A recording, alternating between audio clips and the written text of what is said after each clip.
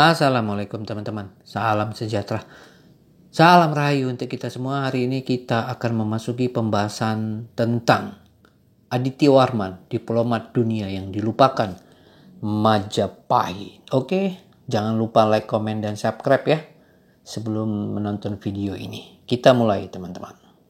Sejarah Indonesia sering dipenuhi nama-nama besar dari Jawa, Ken Arok, Gajah Mada, Hayam Wuruk. Tapi bagaimana dengan tokoh-tokoh besar dari luar Jawa? Hari ini kita akan mengangkat nama yang terlupakan. Aditya Warman, seorang diplomat, pejuang, spiritualis, dan pendiri kerajaan besar di Sumatera. Seorang bangsawan berdarah campuran Jawa dan Minangkabau yang pernah dikirim Majapahit ke Tiongkok, Tibet, bahkan ke Nalanda di India, tapi akhirnya dianggap ancaman. Kenapa namanya tak sebesar Gajah Mada? Dan kenapa ia justru dicoret dari sejarah resmi Majapahit padahal dia adalah bagian kerajaan Majapahit? Bagian pertama kita bahas adalah asal-usul dan pendidikan Aditya Warman. Aditya Warman lahir sekitar akhir abad ke-13. Ia diduga putra Darak Jingga, bangsawan dari Damasraya, Sumatera, yang menikah dengan bangsawan Jawa. Masa kecil dan remajanya dihabiskan di Jawa Timur atau sekarang di Majapahit lah. Di bawah bayang-bayang kekuasaan Singasari lalu Majapahit.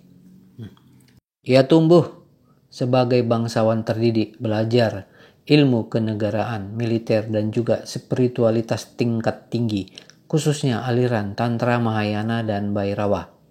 Bahkan prasasti-prasasti menyebutkan Aditya Warman mengaku sebagai titisan Buddha yang marah, Heruka, penguasa waktu dan kehancuran. Ia bukan hanya pangeran, ia adalah penerus garis spiritual, diplomat sekaligus kesatria. Kedua, diplomat ke Tiongkok dan jejak global. Tahun 1325-1332, Aditya Warman diutus Majapahit sebagai duta ke negeri Yuan, Tiongkok, mewakili Raja Jayanegara. Ini bukan tugas sembarangan, hanya orang berkaliber tinggi yang bisa menjadi juru bicara kerajaan ke kekaisaran besar dunia saat itu. Dalam catatan Tiongkok, ia disebut datang membawa upeti dan menjalin relasi perdagangan serta diplomatik. Tapi misi ini tak hanya bersifat politik. Diduga ia juga memanfaatkan perjalanan ini untuk membangun jaringan Tantrayana lintas Asia dari Jawa, Tibet, Tiongkok, Nalanda hingga Sumatera.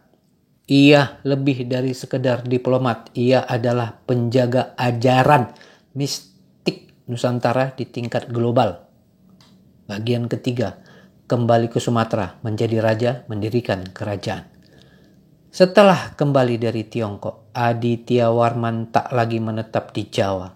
Ia dikirim atau mungkin memilih sendiri untuk menguasai tanah leluhurnya di Sumatera. Di sana, ia mulai membangun kerajaan kuat di daerah pedalaman Minangkabau yang kelak disebut Pagaruyung.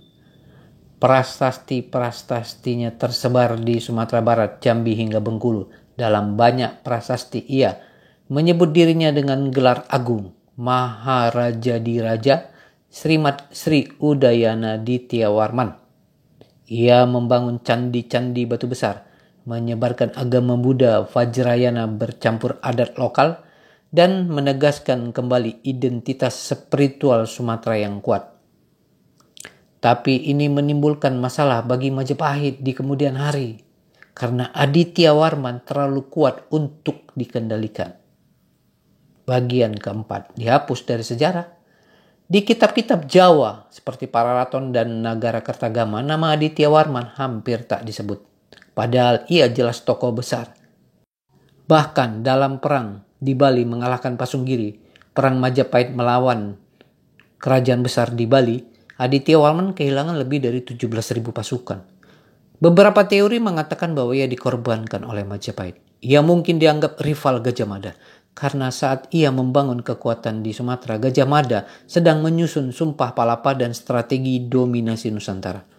Seorang bangsawan Sumatera yang kuat, spiritual, dan punya jalur diplomatik ke luar negeri terlalu berbahaya bagi ambisi Jawa sentris. Sekali lagi, seorang bangsawan Sumatera yang kuat, spiritual, dan punya jalur diplomatik ke luar negeri terlalu berbahaya bagi ambisi Jawa sentris. Bagian kelima, warisan dan relevansi hari ini. Aditya Warman adalah simbol. Seorang pemimpin dari luar Jawa yang mampu berpikir global, berspiritualitas tinggi, dan membangun kekuatan lokal yang berdaulat. Hari ini ia sering diperingati hanya di Sumatera Barat, tapi seharusnya ia menjadi tokoh nasional. Karena sejarah Indonesia bukan hanya milik satu pulau. Sejarah kita adalah jaringan lintas tanah, roh, dan rakyat. Saatnya mengangkat nama-nama besar yang selama ini disingkirkan. Dan Aditya Warman adalah salah satunya. Seorang diplomat dunia yang dilupakan Majapahit. Yang artinya Aditya Warman yang sebenarnya adalah tokoh besar dalam sejarah Nusantara memiliki peran internasional yang sangat penting, tetapi namanya kurang dihargai atau bahkan disisihkan dalam narasi resmi sejarah Majapahit, terutama yang berpusat pada tokoh seperti Gajah Mada dan Hayam Wuruk.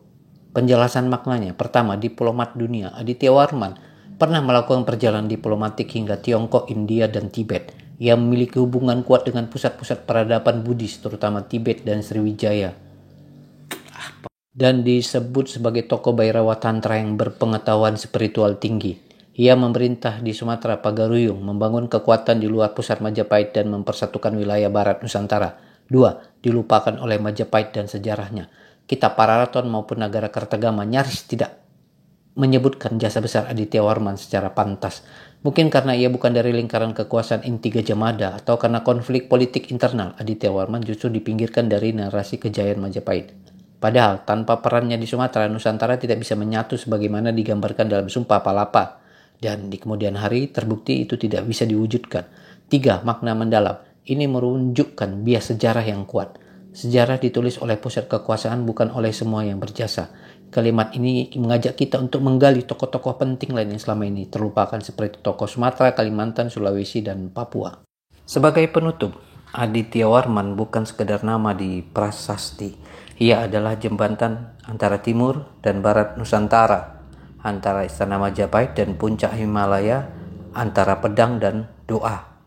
Namun sejarah memilih diam. Kitab Pararaton Nagara Kertagama lebih suka menyanjung pusat, melupakan pinggiran, lebih suka mengenang Gajah Mada dan menyimpan Aditya Warman di bayang-bayang. Tapi hari ini kita memilih untuk mengingat bahwa Sumatera, tanah emas dan roh purba pernah dipersatukan oleh seorang diplomat dunia, seorang raja biksu, seorang anak tantrik yang mengabdikan hidupnya untuk dharma dan tanah air. Inilah saatnya sejarah Nusantara ditulis ulang, bukan untuk membelah, tapi untuk menyatukan, bukan untuk menyalahkan, tapi untuk menerangi.